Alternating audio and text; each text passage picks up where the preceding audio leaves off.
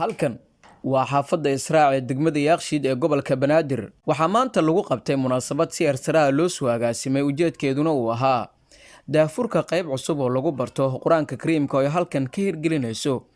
hay'adda samafalka ee Al-Mustaqim Foundation. munaasabadda oo ahayd mid si hersara loo soo agaasimay waxaa ka soo qayb galay dadweynaha ku nool xaafadda Israac ee degmada Yaaqshiid waxaana dadkii ka soo qayb galay munaasabadda ay goobta ka jeediyeen kelimado kooban waxayna dareenkooda ku cabireen sida ay u arkaan xaruntan cusub ee hay'adda Al-Mustaqim ka hirgelinayso degmada Yaaqshiid gaar ahaan xaafaddan Israac loo kaalmeeyo waxbarashadooda lagu dadaalo si wax ku fahmi lahayd adduunyada waxa way qiimaha waxay ku leedahay waxbarashada qiimo ku leedahay insha Allah walaalihiin oo noo imaadan khayr Allah siiyo waxayna dadkaas awaamanka ayana caawinaynaa wixii waqtigaas alxamdulillah awoodinay karaan keenay insha Allah dugsiga xaquu ku yaala toddoba maalin afurun تضمن شن خميس جمعة توالى دكتا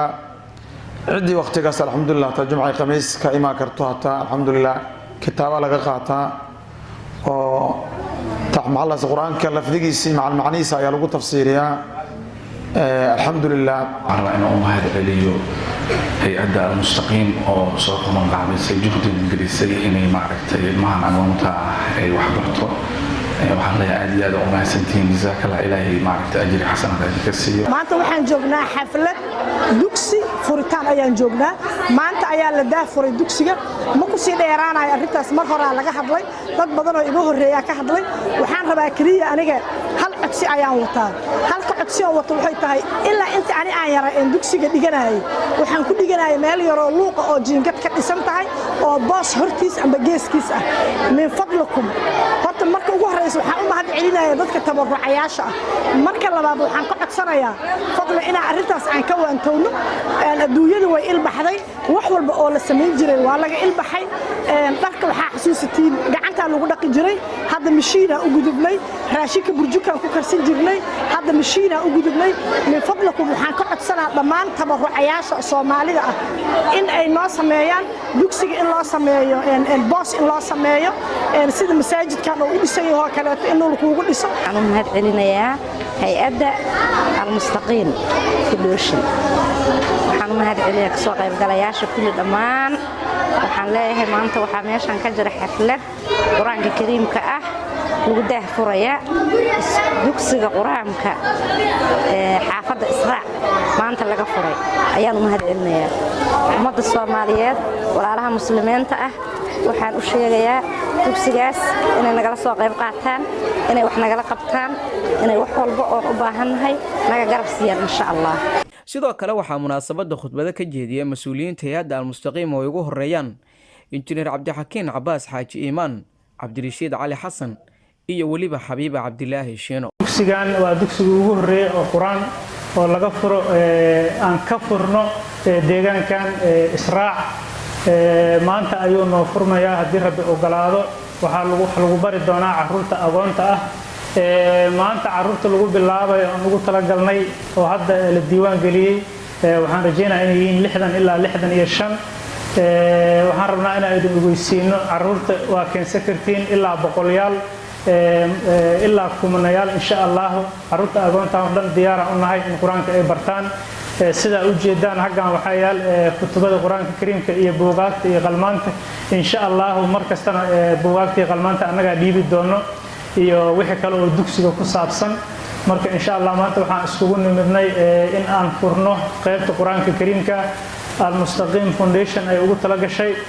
in wax lagu baro carruurta agoonta Quraanka Kariimka sida la socotiin qaybo kale ayaa jira oo iskuul ah oo mataqaanaa sidaas amal carruur agoon iyo danyar ay wax ku bartaan haddana insha Allah qorshaheena way ku jirtaa in aan qaybta iskuulkana inta ay idin keeno markii insha Allah Quraanka aad barataan laakiin maanta ujeedadeenu waa inaan halkan iskugu nimidnay in aan daahfurno qaybta Quraanka Al-Mustaqim لتحفيظ القرآن القرآن كهالكان لغو برتا إن شاء الله وحان ذكر جينينا لبدا سنو سوسو عطا القرآن كإنا كبرتان وترتمد عالمي كان إن شاء الله أتكا قيب غادتان وحان رجينينا لبدا سنة كدب ترتمك دعي دونا نيروبي خرطوم دبي إيه مالك لإنا كقيب غادتان هذين كو القرآن كسيو وناكسن تجويد كو أخرينيسين إن شاء الله مركا حفلة نو فرانتهاي دوكسو نو فران يهي إن شاء الله مردو كتبادي عن قيبت دونا sidaas ayaan la soconaysiin dadka kale oo na daawo doona hadda inta aan joogin ayagana waxaan u sheegaynaa inay caruurta keensadaan agoonta ah ay halkan keensadaan sida quraanka loogu baro insha Allah iskuulkana waa loo bari doonaa sidaas ayaan rabnaa inaan idin la socodsiino dhammaan uu u furan yahay cidii imaa karto halkan dugsiga xaggan dhow ku yaala quraanka lagu baro doono marka insha Allah laga soo qayb qaato inta hadda timadana waa mahadsantihiin aadan idinku mahad celinaynaa waalidiinta caruurtooda keenay iyadoo roob da'ayo ku soo dhiiraday mataqaana taas waxayna tusaysaa inaad la jeceshiin caruurtiina quraanka inay idin bartaan insha Allah hawshaas inaad sii wadiin annagana Allah naga dhigo ilaahina noo fududeeyo waxaan maanta halkan u joognaa furitaanka dugsiga agoonta al-mustaqiim qaybta quraan kariimka oo aan maanta ku daafurnay ka furna xaafadda Israac ee degmada Yaaqshiid runtii bishii ugu dambeysay waxaan xaafadan ka wadnay diiwaangelin oo aan diiwaangelinayna caruurta agoonta ah ee baahida dugsiga quraanka qabo ilaa hadda waxaan diiwaangelinay arday kor u dhaafayso 60 weli diiwaangelintii way furan tahay sida gudoomiyaha hore ugu dhawaajiyeen xaafadda iyo dhammaan intana daawanayso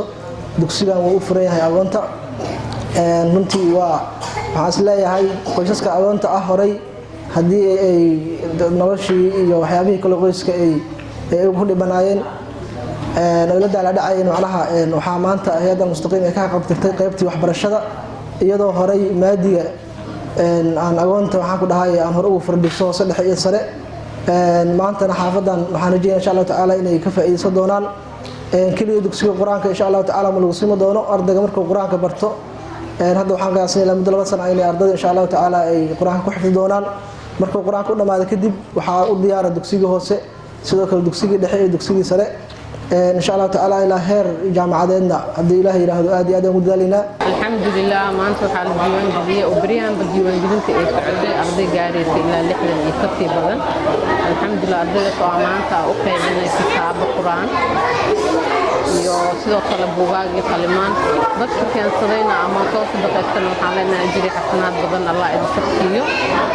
aad iyo aad aan ugu mahadsantihiin dhammaan dadka soo qayb galay furitaanka xafladda quruxda badan alxamdulillah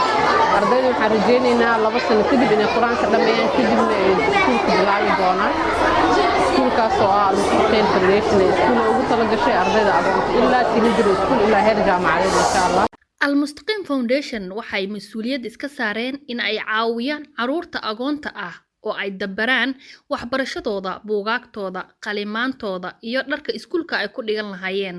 iyaga oo kaashanaya dadka Soomaaliyeed waxaad sanadkii bixin kartaa $360 ama 6 bilood 180 ama xitaa 3 bilood $90 oo kaliya si aad u caawiso wiil ama gabar yar oo agoon ah oo aan haysan waxbarasho iyo garab adigoo helaya xiriirka qofkaad waxbarashadiisa damaanad qaaday waxa kaliya adduun iyo aakhira ku anfacaya waa sadaqo waliba agoonta waa laga dardaarmay shaah iyo shaxaad shilimaad aad ku bixiso ha ku badbaadi waynin qof dhan mustaqbalkiisa